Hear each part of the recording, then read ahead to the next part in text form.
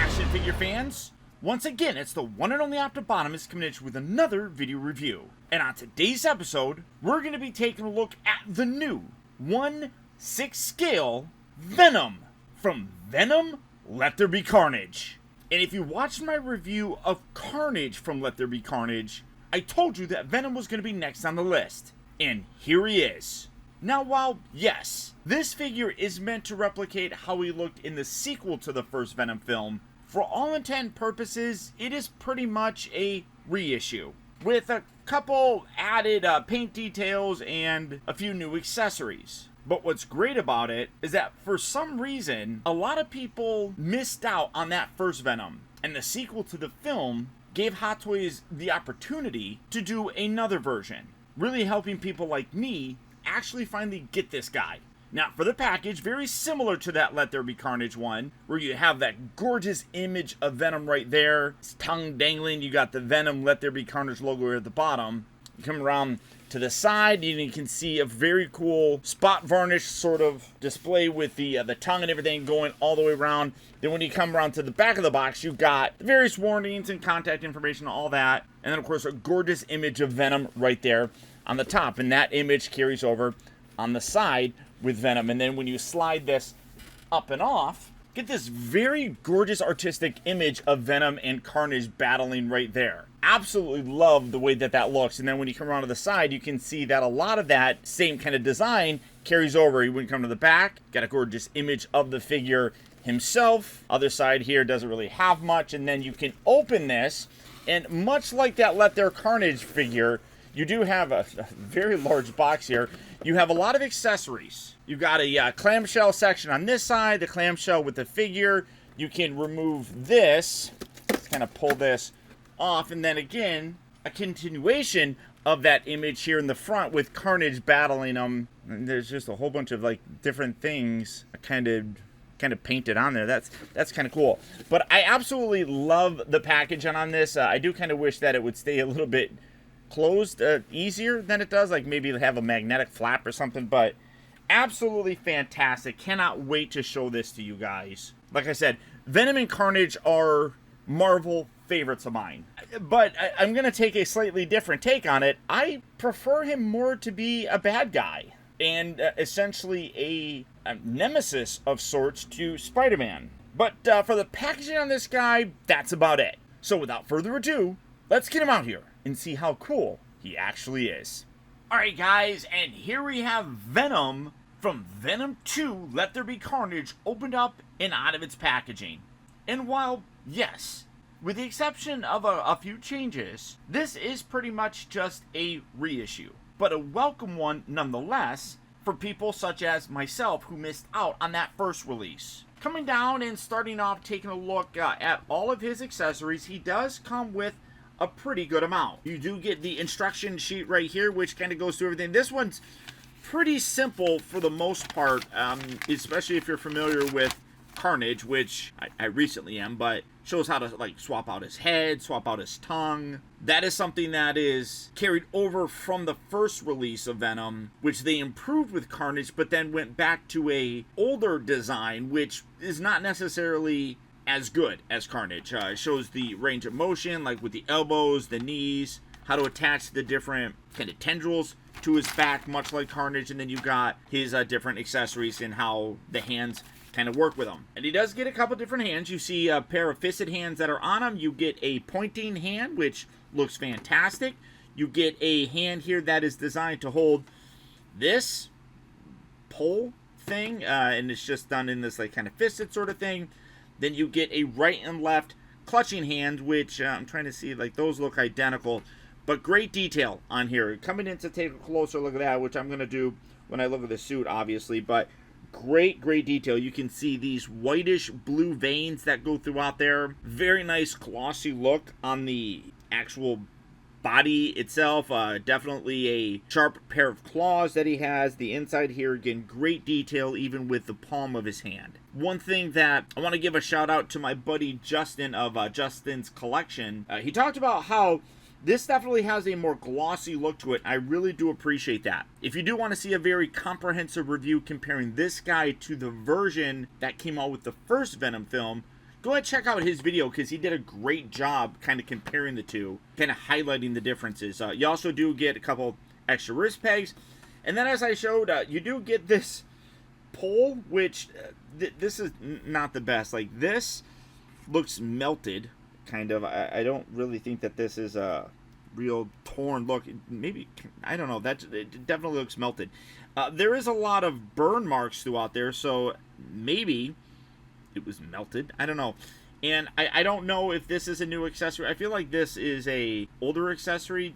It just doesn't really work very well. I mean, Venom is kind of, he talked about it in the first movie. You can kind of bring this down like that and have him, like, you know, like boing, hitting somebody. Riot, the main bad guy in the first film, was a more advanced life form than the Venom symbiote, and because of that, he wasn't able to form certain accessories like this, or certain weapons. Now, this is basically Riot's. In the film, Riot used this, so I don't know why they gave it to Venom, other than maybe they were going to do a Riot and they ended up not doing it or something. But in terms of these bladed weapons, Venom could not do these. He could do things like this, and he can do like little stabby things, but he couldn't create full-on blades. This still looks amazing, and you can see a lot of that kind of tar sort of look, very similar to what Carnage has. So a lot of great detail on here as well. I just feel like this is a completely pointless accessory to honestly have, because this, as I said, was Riot's weapon. And saying that, I feel like they could have done something else for him, specifically giving us a completely new portrait in addition to the completely new one that we had, which I'll touch on here a bit. But I mean, it looks great. I don't dislike it. I just don't really think that it's very appropriate for this figure. And because this is such a heavy, big piece, I feel like they could have used this for something else. Now, these ones, I believe that this is a old reuse of it, but this just plugs into his hand. It just extends down there, but it's kind of like his claws, and you can kind of see like these ones get like really pokey, like the actual fingernails on them. So it's like his fingers kind of spread out, and it becomes like a grabby sort of thing. This is definitely something that he could do. And again, great detail with that tar look, very nice glossy paint on it, giving it a very wet, symbiotic look, which is great. And then you can, I mean, I'm just going to use this one, but you could have him kind of grabbing, you know, someone else's head. I think that's cool. This, I believe, is completely new, which I do appreciate. Again, that plugs into his hand, and it's just his hand just kind of exploding out. And again, if you really wanted to, you could stick another head in there, you know, or Spider-Man or something like that, and have him kind of grab hold of it if you were so inclined. So I do really like that. And again, very similar to this, but instead of a extended reaching one, this is mostly just like a very big hand, I guess. So I love that. Very, very cool. Now, he also does come with those tendrils that I was talking about.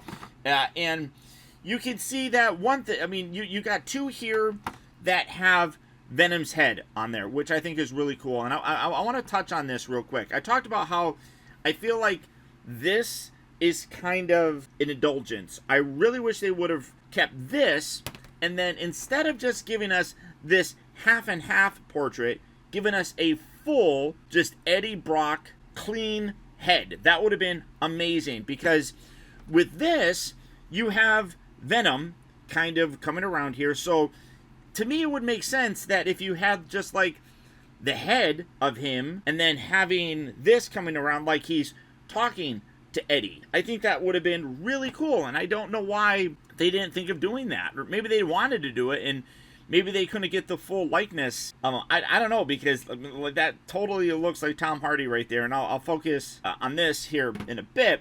But like that's what I feel like these are mostly good for, in terms of having that like extra head come around to be able to have like a conversation with Eddie. So you do have that. You can see that it's already kind of pre-done in these little warped sort of things. So you can straighten that out if you really want to. There's a bendy wire in there, so you can play with that as you see fit. You also do get this one here, which has another head with the tongue sticking out as opposed to the other one. And then you get two additional tendrils that are attached to this. Much like Carnage, they plug into his back, which I'll show you. But they do also have that same problem where the rubbery bits here kind of push on the back and kind of make it look like things are overlapping. So I feel like it's not designed to have all of them on there at the same time, even though there are 3 holes on there. Works better when you just use 2.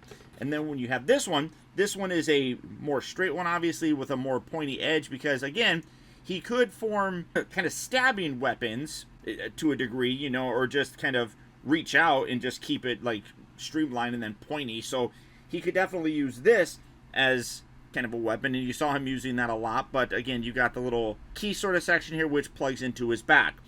Now, coming into the different head sculpts here, you have one, I'm just going to take it off there. They're all magnetically attached. I like how there's a little bit of a felt section on the inside here because, again, his body is all rubber, so you are going to want to be careful when you're kind of articulating things. The easiest way to do it is to kind of take it off, rotate it around, put it on how you want it. But you have this one, which is, again, reused from that first release, but they did improve a lot of the paint elements on here. It is much more glossy. It does have a very smoky look to the eyes, which looks great.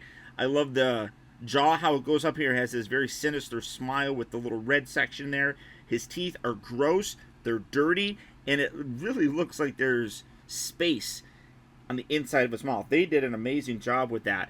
You also do have this open mouth one. Now, this is where they kind of went back to that old design because they basically just reused this, but they could have taken the time to change this to something like they did with Carnage, which didn't have this giant blocky nub inside of his jaw, which is ugly. You can see the little magnetic piece on there. I did have to re-glue that in there, so hopefully that lasts for a while.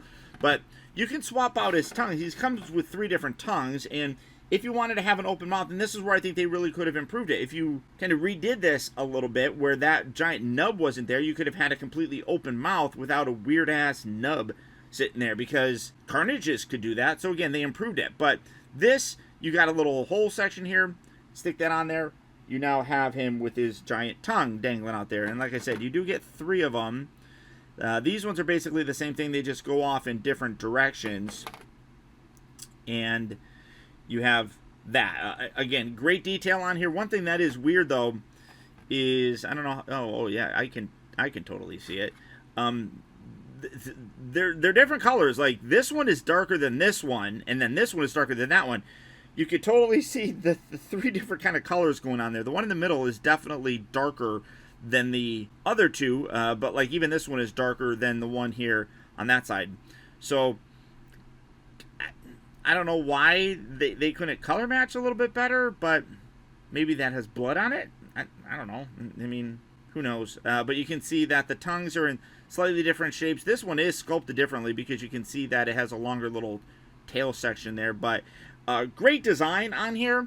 I just think the actual, how they implemented it is definitely not as good. And, you know, you got to have Venom with his tongue dangling out there. And if you wanted to remove it, you could have, and they didn't need to have that.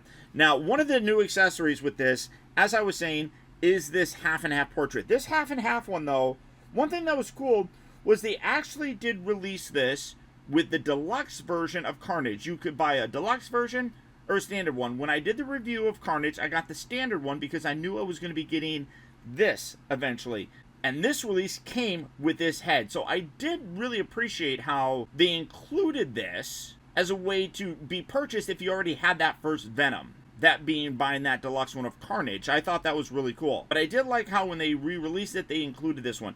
This is terrific. Again, this side right here, you got a gorgeous image of Venom. You got the smoky eyes, the teeth.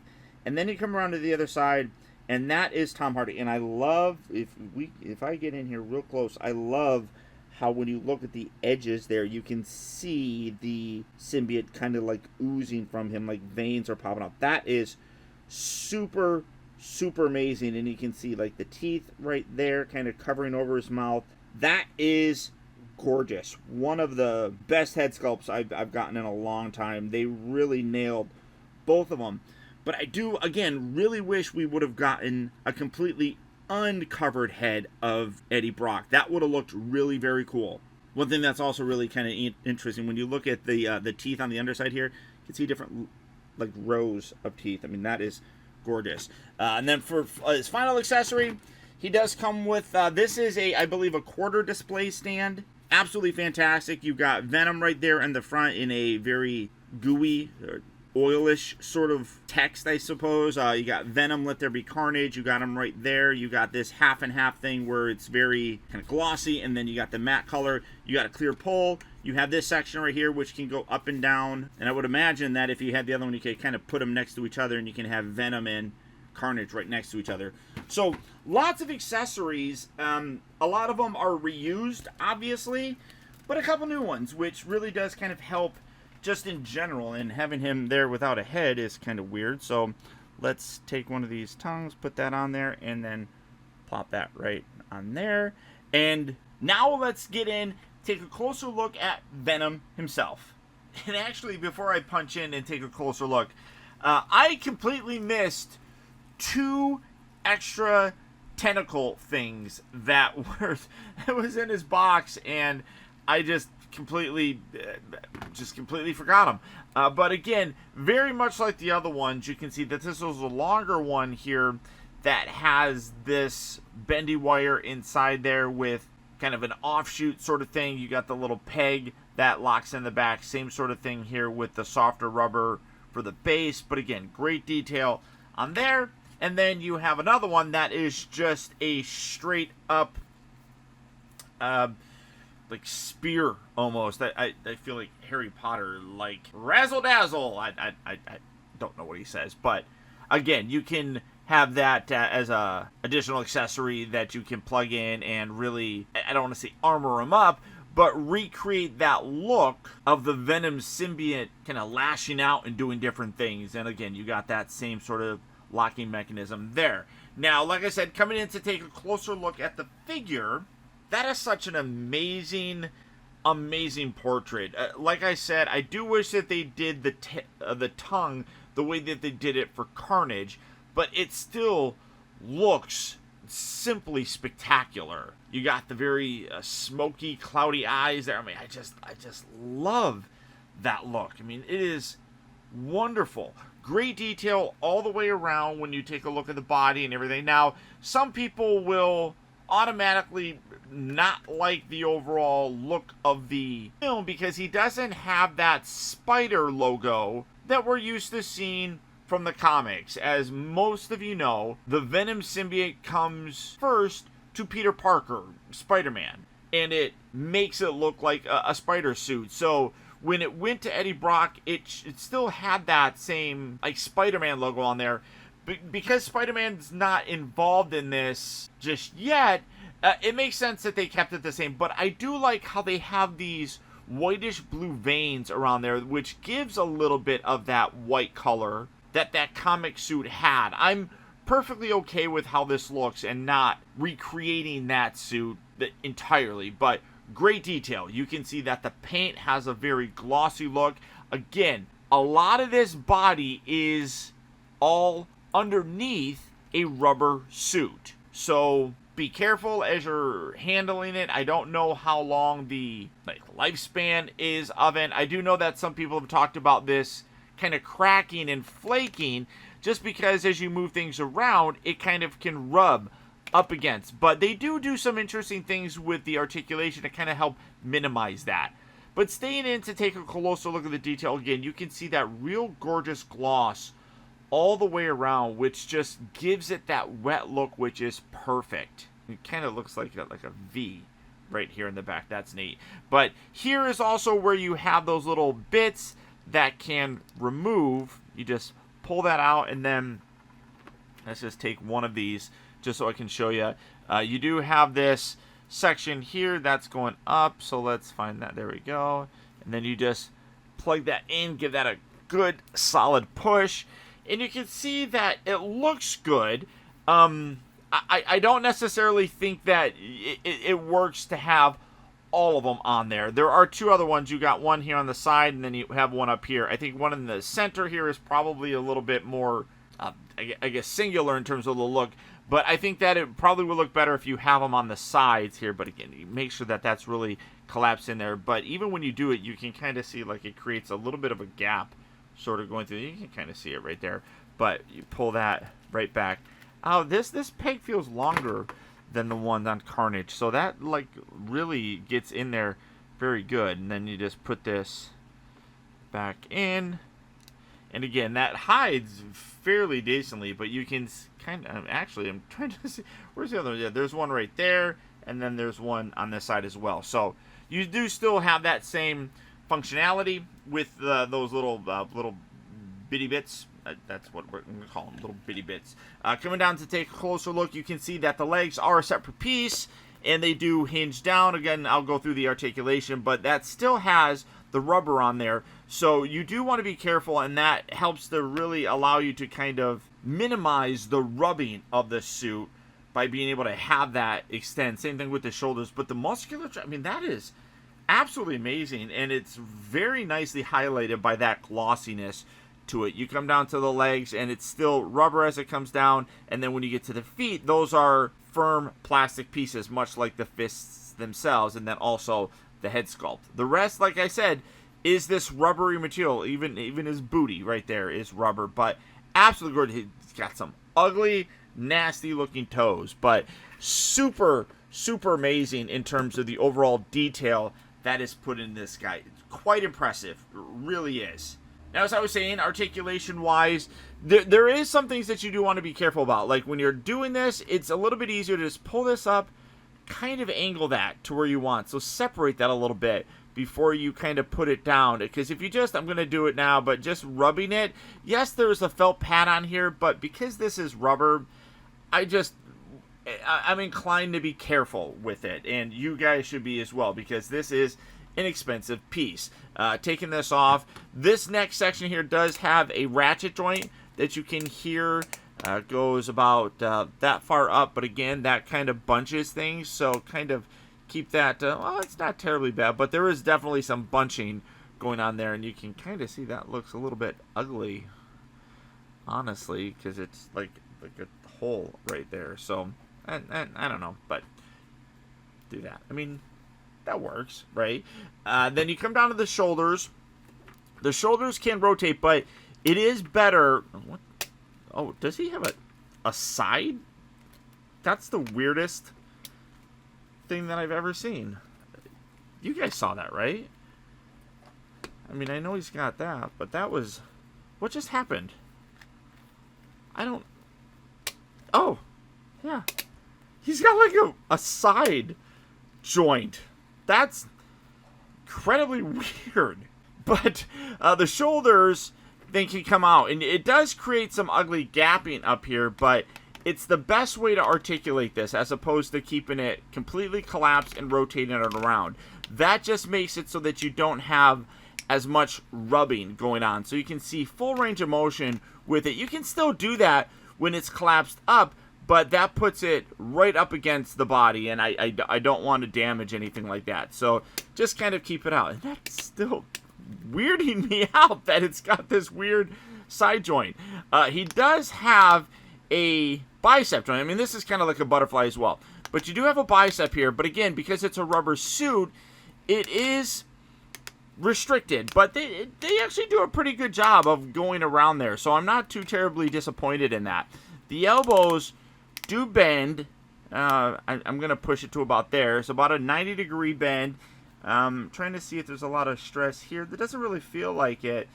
But again, I'm just to extend the longevity of the suit. Probably not going to be putting him in a lot of extenuating poses or anything. Wrists have that same rotation.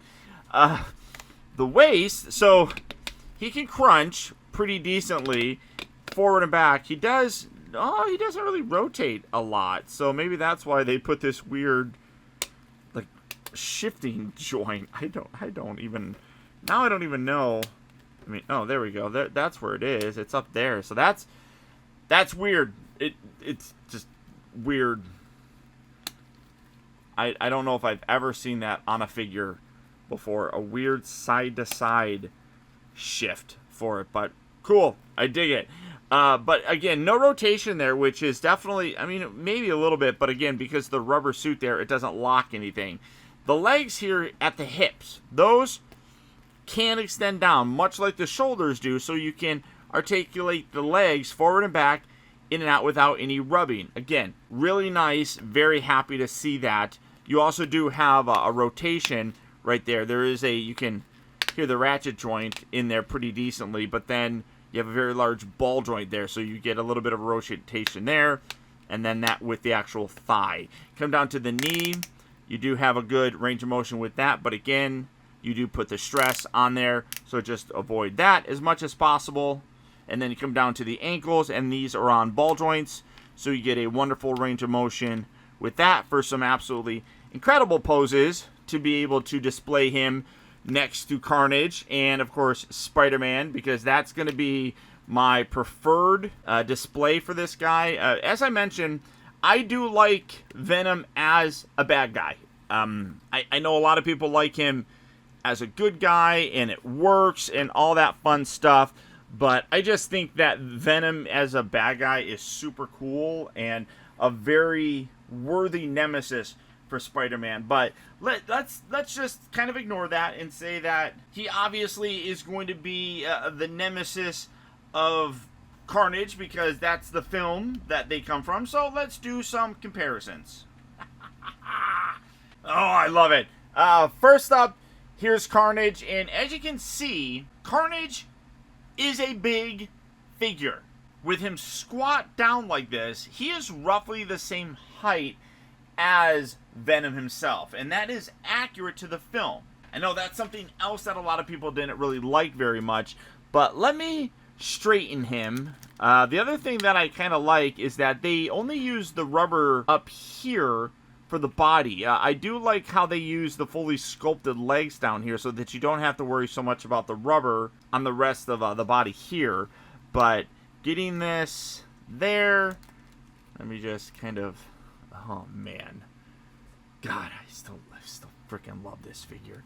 This guy's gorgeous. It's just so gorgeous. All right, getting him to stand again, and he's still kind of hunched over a little bit because I have him bent here at the waist, but huge size difference between these guys, and I love it. I'm all on board. These guys are larger than life, and it's funny because, you know, I mean, in the movie, Venom is kind of like dad for him. I guess. Oh, that stuff's getting stuck. They're all kind of like little offshoots of Venom, just in general, for the most part. But I mean, that is so incredibly wicked and just looks completely just menacing and powerful. So getting these guys, he's so heavy with these tentacles, or tentacles, whatever you want to call them, just kind of dangling there. But as big as these are, you know, you can't do a comparison without showing little baby Spider-Man, little baby Spider-Man, just right there. Now, of course, Carnage, you saw the comparison before, but Venom in him, I mean, there is a big difference between these guys, and again, that's a comparison that works for me. The size difference is massive, as it should be. I mean, Carnage and Venom in the films were definitely larger than what we would have seen in the comics, but I think that having Tom Holland as Spider-Man here gives a very sleek and comparable sort of comparison between these two. I absolutely love this. Now, being that this was a reissue, I always knew what I was basically going to get with them. And that, for me, meant finally getting this figure. Hot Toys has done a terrific job with them. But that's not to say that there are a few things that I didn't think that they improved on when they released Carnage. Number one, while I love the whole rubber bodysuit on him, I think that they did Carnage a little bit better in terms of only having the rubber on the torso. If you remember, the arms and the legs were done up in a hard plastic, which for longevity I think is a better option. Some people have kind of reported, since this was first released with that first Venom film, issues with rubbing and flaking.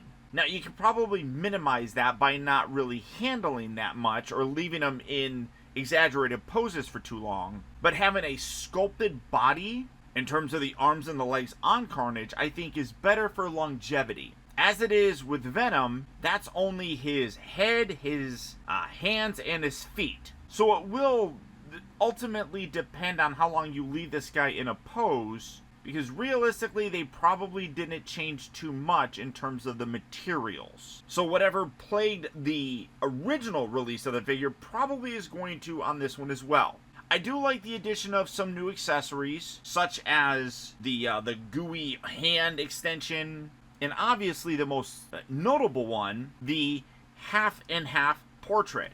But that being said, I really wish that they would have completely omitted this, which is, as I talked about, basically Riot's weapon, and given us a completely uncovered head for Eddie Brock. It would make sense to have this as like a fully exposed head interacting with the Venom symbiote like this. I mean, that would be really cool. And he did have an exposed head a couple times. I mean, this happened a few times as well, but I feel like you could have easily have done that. I don't know why they didn't. The other thing that I think is really showing its age would be the way that the tongue swaps out. Having that nub on the inside really does make it so that you can't have him with just his mouth completely exposed. I mean, because that little nub inside there is completely obvious, and people might want to display him with his mouth open like that. That was fairly common for him, in addition to having his tongue dangle out like that. I mean, it's a personal preference sort of thing, but they did improve that design with Carnage, and it's another one that I wish that they would have taken a second look at with this particular portrait.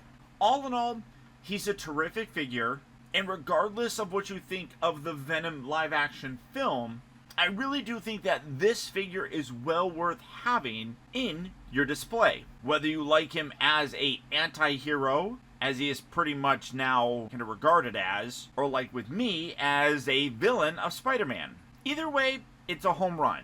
Is it a grand slam? No, but I would definitely say that it's at least a 3-run homer. But there you go, guys. There's my look at the new Hot Toys Venom Let There Be Carnage 1/6 scale Venom. If you'd like to add this guy to your collection, he is available right now on places like Big Bad Toy Store. For that, I'll put a link right down there in the video description where you can swing on over and check out availability on him, as well as the rest of the wide range of Hot Toy figures. Once again, I want to thank you all so much for tuning in and watching, and until next time, this is Optibotimus saying adios, au revoir, and auf Wiedersehen.